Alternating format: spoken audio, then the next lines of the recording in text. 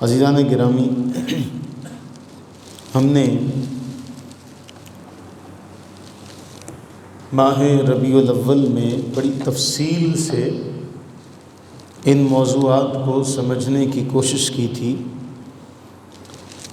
کہ نبی صلی اللہ علیہ وآلہ وسلم کے بھیجے جانے کا مقصد کیا ہے، مقصد بعثت رسالت۔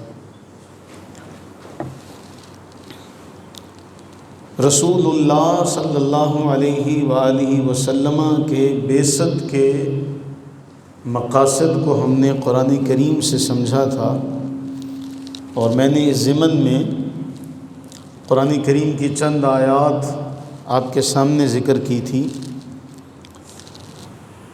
کہ جن آیات میں اللہ تعالی جل وعلا ارشاد فرما رہا ہے کہ ہم نے جو رسول تمہارے درمیان بھیجا وہ تمہیں کتاب کی تعلیم دیتا ہے اور تمہیں حکمت کی باتیں سکھاتا ہے یا تمہیں حکمت کی تعلیم کرتا ہے۔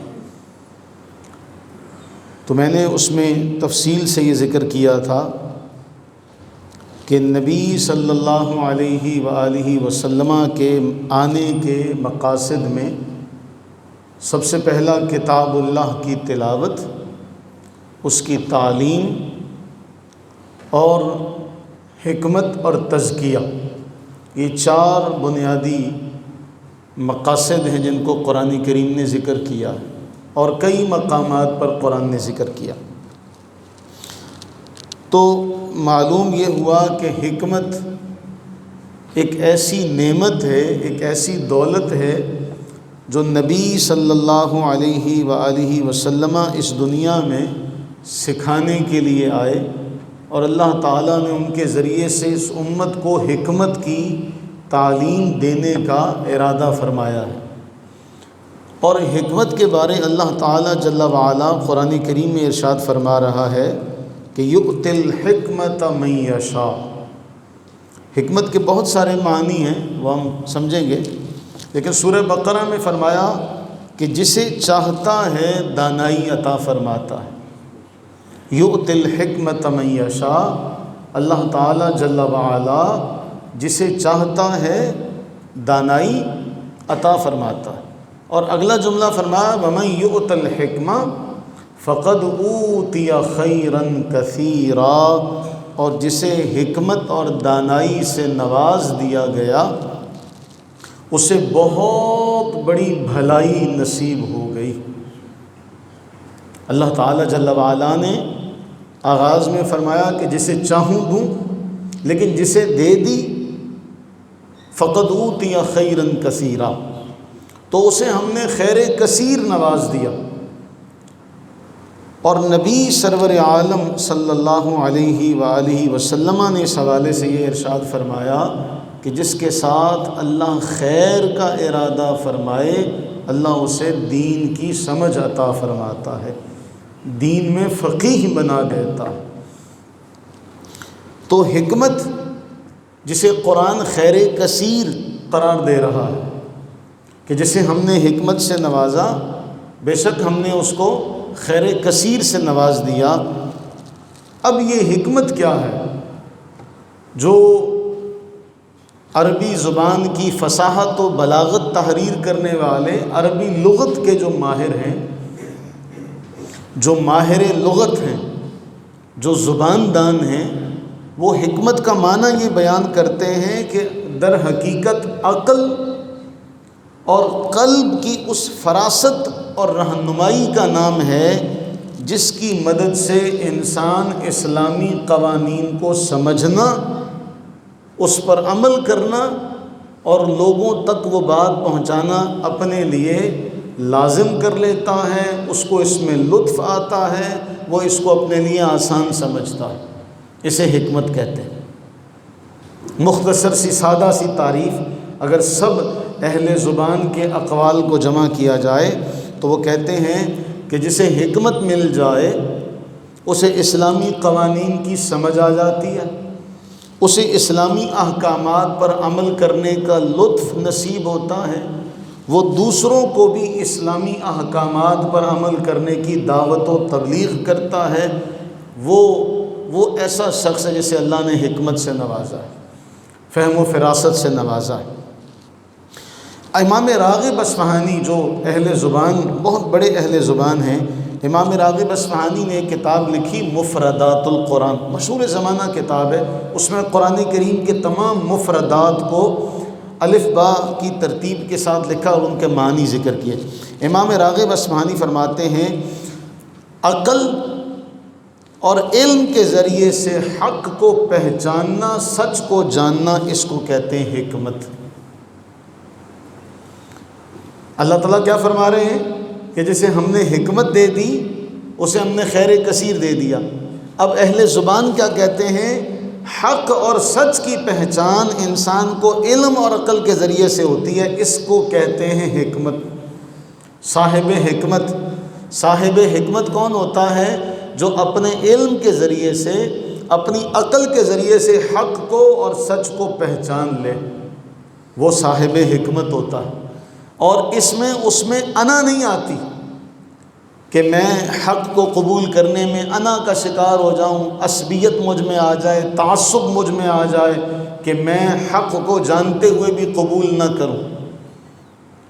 میں نے اپنی آخری نشست میں اس کے حوالے سے ایک بات بھی کی تھی، وہ میں آخر میں دوبارہ ذکر کروں گا۔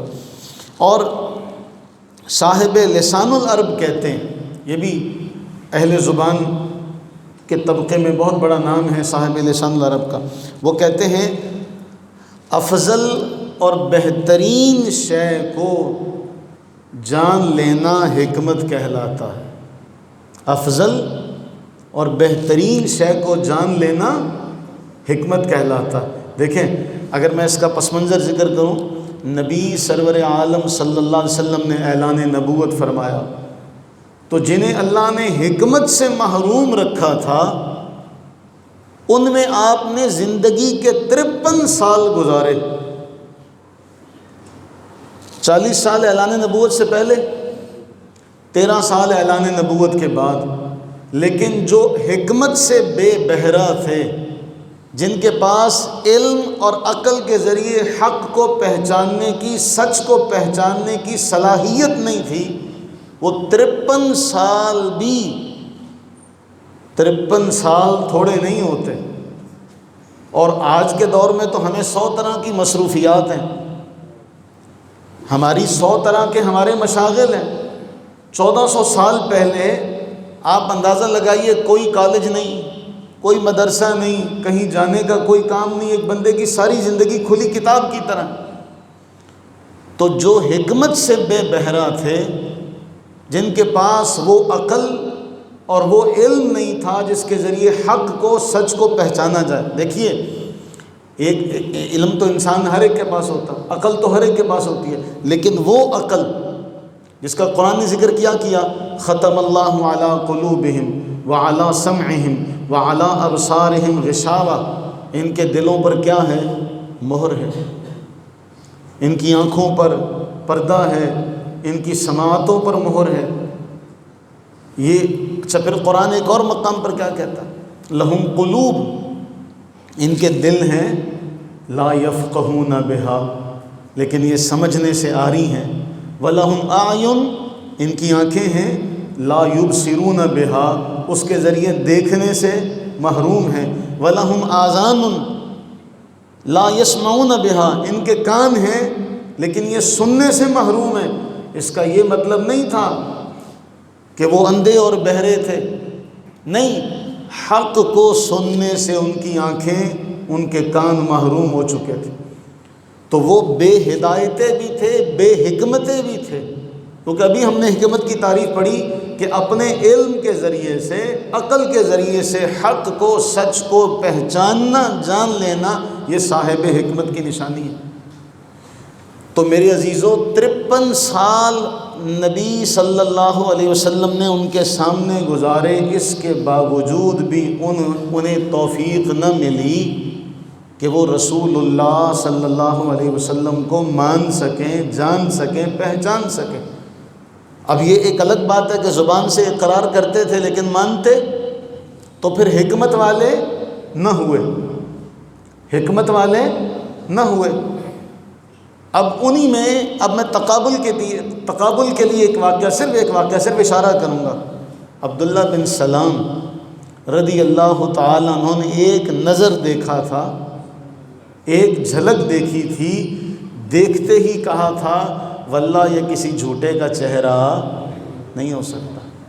یہ فرق ہوتا ہے حکمت والے میں اور بے حکمتے میں۔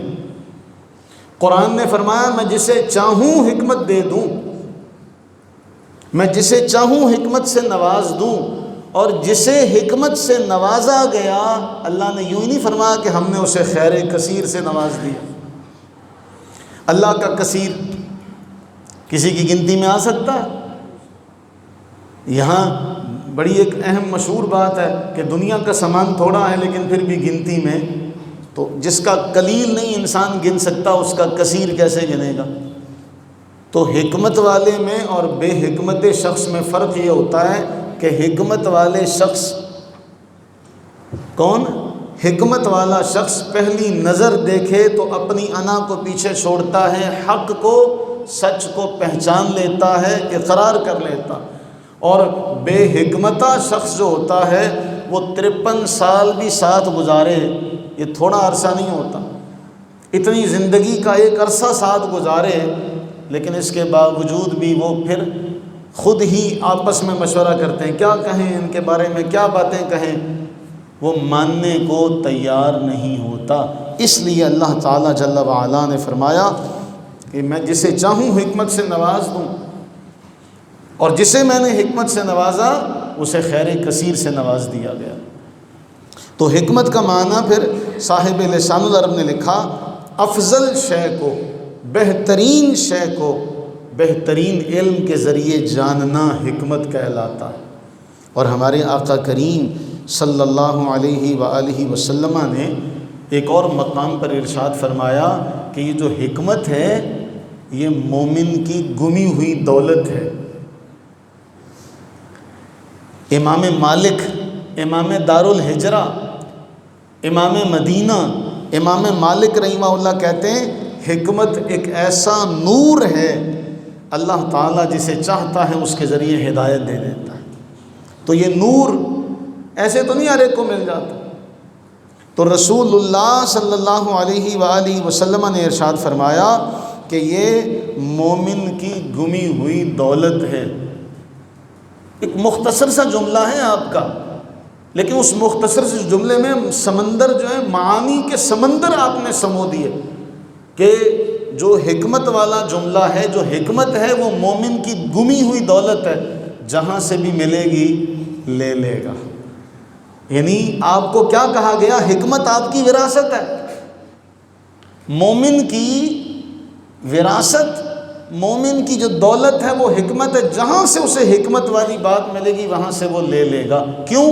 ہے ہی اس کی، یہ دولت ہے ہی اس کی، اس لیے کہ اللہ کے نبی علیہ السلام نے فرمایا یہ تو مومن کی گمی ہوئی دولت ہے جو اس سے گم ہو گئی ہے۔ اتنا بڑا مقام و مرتبہ ہے حکمت کا۔ تو اس لیے قرآن کریم میں اللہ تعالیٰ جل وعلا نے فرمایا کہ یہ جو محبوب میں نے تمہارے درمیان بھیجا یہ صرف تمہیں کتاب اللہ کی تعلیم نہیں دیتا، یہ تمہیں کتاب اللہ کی تعلیم دینے کے ساتھ ساتھ تمہیں حکمت بھی سکھاتا۔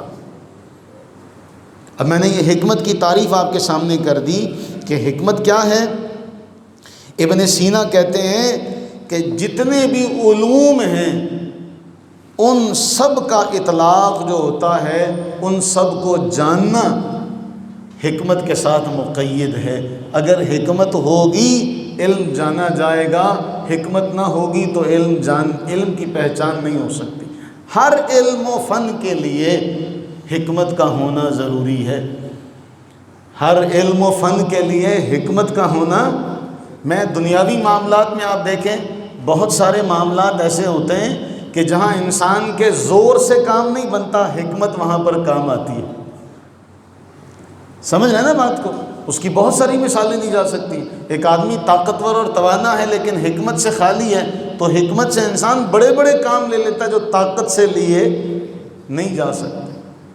تو معلوم یہ ہوا کہ جو حقیقت میں قلب کی، عقل کی فہم و فراست اعلیٰ درجے کی جس کو نصیب ہو جائے اسے حکمت کہتے ہیں۔ اب وہ جو میں نے آیا مبارکہ شروع میں پڑھی تھی، قرآن کریم میں اللہ تعالیٰ نے فرمایا وَلَقَدْ آتَيْنَا لُقْمَانَ الْحِكْمَةَ، اور بے شک تحقیق ہم نے جناب لقمان کو حکمت سے نوازا تھا۔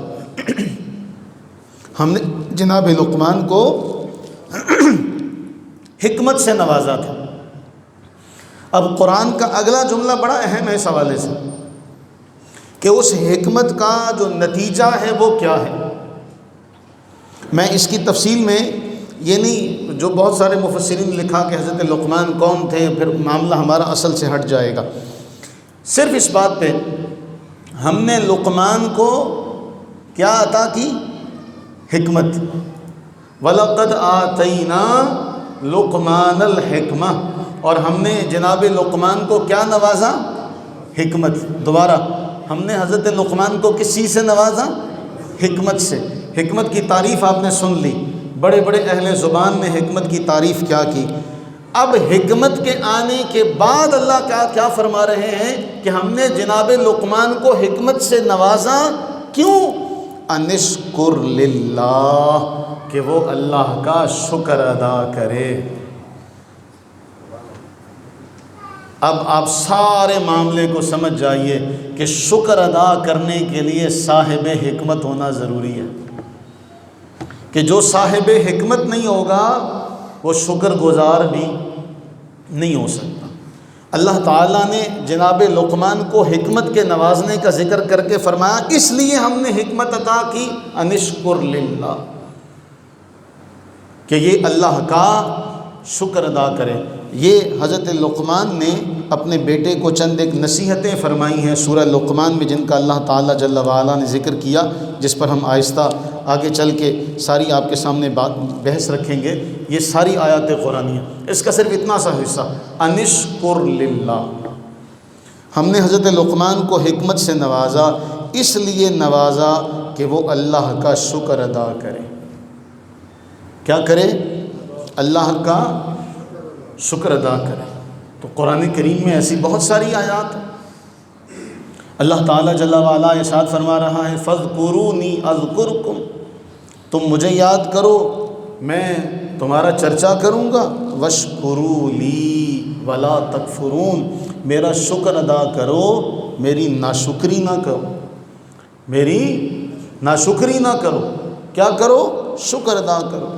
پھر ایک اور مقام پر اللہ تعالیٰ ارشاد فرما رہا ہے کہ یا ایھا الذین آمنوا کلوا من طیبات، اے ایمان والو پاکیزہ کھاؤ، حلال بھی، طیب بھی، پاکیزہ بھی، ان سب کا خیال کرو جو ہم نے تمہیں دیا، واشکروا للہ، ان سب کے بعد کیا کرو؟ اللہ کا شکر ادا کرو، اللہ کا شکر ادا کرو۔ پھر ہم نے وہ بڑی کئی بار وہ آیت مبارکہ پڑھی، ما یفعل اللہ بعذابکم ان شکرتم، کہ اللہ تمہیں عذاب دے کے کیا کرے گا؟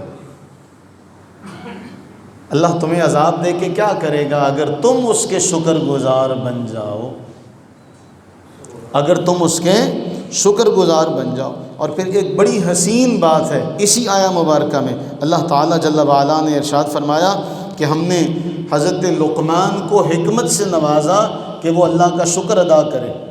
اگلا جملہ وَمَن يَشْكُرْ فَإِنَّمَا يَشْكُرُ لِنَفْسِهِ، یاد رکھو جو بھی شکر ادا کرتا ہے اپنی ہی ذات کے لیے کرتا ہے، کسی کا کچھ نہیں ہے۔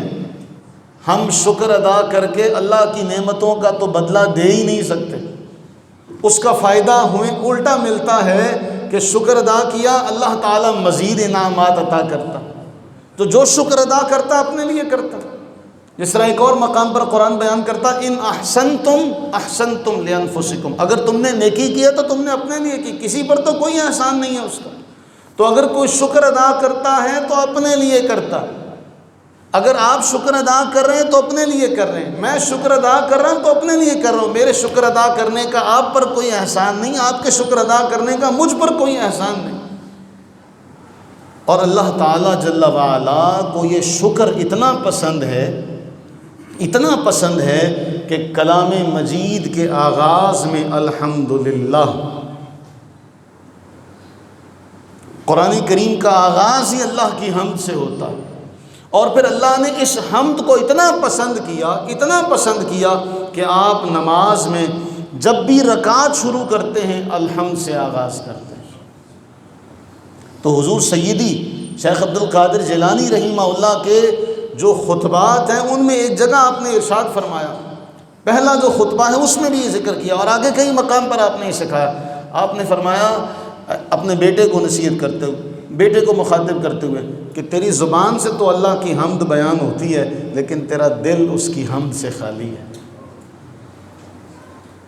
ہمارا بھی یہی حال ہے، ہم نماز شروع کرتے ہیں الحمدللہ رب العالمین، اے تمام جہانوں کے پالنہار، ساری خوبیاں تیرے لیے، لیکن یہ صرف زبان سے کہہ رہے ہیں،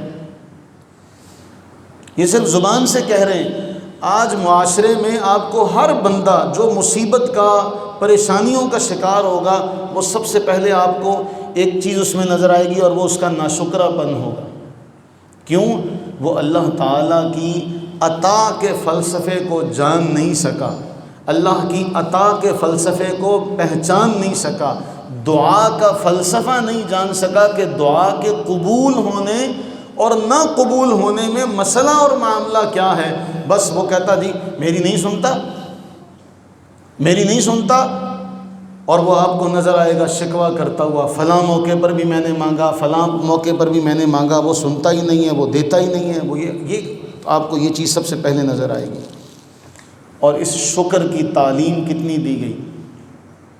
اللہ کے نبی صلی اللہ علیہ وسلم نے فرمایا، صحیح مسلم کی حدیث ہے، حضرت انس بن مالک اس کے راوی ہیں، اللہ کے رسول صلی اللہ علیہ وآلہ وسلم نے ارشاد فرمایا، بندہ کھانا کھا کر اللہ کا شکر ادا کرے، پانی پی کر اس کا شکر ادا کرے، اللہ اس بات پر بھی راضی ہو جاتا۔ اور کوئی لمبا چوڑا کام نہیں ہے، کھانا کھایا اس کا شکر ادا کر۔ بلکہ عارفین کاملین نے یہ لکھا، آپ کھانے کی جو دعا ہے نا اس پر کبھی غور کیجئے گا۔ اب ہماری تو بدقسمتی ہے، ہم ایسے علم سے دور ہیں کہ ہمیں بس ایک ہی بات سکھائی گئی، ہمیں وہ ایک ہی دعا ہے، جس طرح ہم کیا کہنا چاہیے اسے، کہ ہم ذکر کرتے ہیں الحمدللہ، ہم تو 15 سال سے ہر سال ایک حدیث پر عمل کرنے کا ثواب لے رہے ہیں۔ تو رسول اللہ صلی اللہ علیہ وآلہ وسلم نے مختلف مواقع پر مختلف طرح سے ذکر کیا۔ اب یہ جو کھانے کی دعا ہے، جو ایک دعا تو ہم میں سے ہر ایک کو یاد ہے، الحمدللہ الذی اطعمنا وسقانا۔ اب اس میں محدثین اس کی تشریح اور توضیح کرتے ہوئے کہتے ہیں کہ اللہ کا شکر ادا اس بات پہ آپ کر رہے ہیں کہ جس نے آپ کو کھلایا اور پلایا، دیا نہیں۔ دیکھیں، ایک ہے کہ یا اللہ تیرا شکر ہے تو نے مجھے دیا، لیکن جس کو دیا ہر ایک دیے ہوئے کو کھانے کی توفیق نہیں ملتی۔ بات پہ غور ہے، بہت سے ایسے لوگ ہیں جنہیں اللہ نے دیا ہے، کسی مجبوری کی وجہ سے، کسی مرض کی وجہ سے، کسی لاچارگی کی وجہ سے وہ اس کو استعمال نہیں کر سکتے، تو اللہ کے نبی علیہ السلام نے جملہ ہی آپ کو وہ سکھایا، الحمدللہ الذی اطعمنا۔ اے باری تعالیٰ، تو نے صرف ہمیں دیا نہیں ہے، ہمیں دسترخوان پر ہمیں صرف سجایا نہیں، بلکہ تو نے ہمیں کھلایا ہے۔ اور عارفین کاملین کہتے ہیں تمہارے سامنے بھی کھانا آ جائے نا تو سامنے پڑا ہے۔ ایک بزرگ کا واقعہ، وہ بہت بڑے بزرگ ڈاکٹر عبدالحی عارفی رحمہ اللہ، وہ تعلیم دیا کرتے تھے کہ کھانا سامنے بھی ہے تو بھی کو یا اللہ مجھے کھلا دے، یا اللہ مجھے کھلا دے۔ وہ کسی نے پوچھا کہ سامنے پڑا ہوا ہے، اب تو آپ نے ہاتھ سے توڑ کے کھانا ہے، سمجھ رہے نا، اب تو سامنے پڑا ہے۔ کہا وہ مالک ایسا بے نیاز ہے، سامنے پڑا ہوا بھی نہ کھانے دے تو کیا کر لو گے۔ وہ اتنا بے نیاز ہے، سامنے پڑا ہوا بھی نہ کھانے دے تو کیا کر لو گے، سامنے پانی پڑا ہوا ہے نہ پینے دے تو کیا کر لو گے۔ اس لیے ہر موقع پر اللہ سے دعا کیا کرو، یا اللہ ہمیں کھلا دے۔ اور اس کھلانے کے اندر کہتے ہیں بہت ساری باتیں چھپی ہوئی ہیں، اطعمنا میں اتنا معاملہ چھپا ہوا ہے، اے باری تعالیٰ صرف کھلانا نہیں ہے، اس کو ہضم بھی کرنا ہے، اس کو ہمارے لیے فائدہ مند بھی بنانا ہے۔ اللہ کے نبی علیہ السلام کی ایک دعا ہے جامع ترمذی کے اندر، جو کھانا کھانے کے بعد کی ہے۔ اب رسول اللہ صلی اللہ علیہ وسلم نے، اچھا حضور علیہ السلام کا جو ایک صفاتی نام ہے وہ احمد ہے۔ احمد کا معنی کیا ہے؟ سب سے زیادہ تعریف کرنے والا۔ پتہ ہے اللہ کے نبی علیہ السلام نے کس کس طرح تعریف کی؟ جامع ترمذی کی ایک دعا ہے، الحمدللہ الذی اطعمنا وسقانا وکفانا وآوانا۔ اے باری تعالیٰ تو نے ہمیں کھلایا، تو نے ہمیں پلایا اور ہماری کفایت کی، ہمیں ٹھکانہ دیا، جبکہ کئی ایسے لوگ ہیں جنہیں ٹھکانہ بھی میسر نہیں ہے، جنہیں کھانا بھی میسر نہیں ہے۔ تو اللہ کے نبی سرور عالم صلی اللہ علیہ وسلم نے جو تعلیم ارشاد فرمائی ہے، اس میں یہ آپ کو ساری چیزیں سر فہرست نظر آئیں گی کہ اللہ کے نبی علیہ السلام نے آپ کو شکر ادا کرنے کی تعلیم دی۔ اور اللہ کے نبی علیہ السلام نے کیا فرمایا کہ اگر کوئی اتنا کرتا ہے تو اس پر بھی اللہ تعالیٰ راضی ہو جاتا ہے، اس پر بھی اللہ تعالیٰ کیا ہو جاتا ہے؟ راضی ہو جاتا۔ اور پھر رسول اللہ صلی اللہ علیہ وسلم نے فرمایا، جامع ترمذی کی روایت ہے، فرمایا کہ جو کھانے پر شکر ادا کرے، کس پر؟ کھانے پر شکر ادا کرے، یہ درجے میں صبر کرنے والے روزے دار کے برابر ہے۔ اور آج کے دور میں تو ہم پتہ نہیں کیا کیا کھاتے ہیں جو آج سے پہلے لوگوں کو میسر بھی نہیں تھا، جو لوگوں کو حاصل نہیں تھا۔ اور رسول اللہ صلی اللہ علیہ وسلم نے سب سے پہلے ایک اور تعلیم دی، اس حکمت کو سمجھیے گا کہ جو زمین سے لے کر آپ کو گریجولی گراس روٹ لیول سے لے کے اوپر جا رہے ہیں۔ فرمایا من لا یشکر الناس لا یشکر اللہ، کہ شکر ادا کرنے میں پہلے اپنے محسنوں کا شکر ادا کرو۔ جو لوگوں کا شکر ادا نہیں کرتا وہ اللہ کا بھی شکر ادا نہیں کر سکتا۔ اب پھر دوبارہ اس آیت پر آئیے، وَلَقَدْ آتَيْنَا لُقْمَانَ الْحِكْمَةَ أَنِ اشْكُرْ لِلَّهِ، ہم نے لقمان کو حکمت سے نوازا کہ وہ اللہ کا شکر ادا کرے۔ اور رسول اللہ علیہ السلام نے کیا فرمایا؟ جو لوگوں کا شکر ادا نہیں کرتا وہ اللہ کا شکر بھی ادا نہیں کر سکتا۔ تو پہلے لوگوں کا شکر ادا کرنا سیکھیے، لوگوں کا شکر ادا کرنا سیکھیے، اپنے جتنے محسن ہیں ان کا شکر ادا کرنا سیکھیے۔ جس نے آپ پر احسان کیا، جس نے آپ کے ساتھ نیکی کی، اس کا شکر ادا کیجیے۔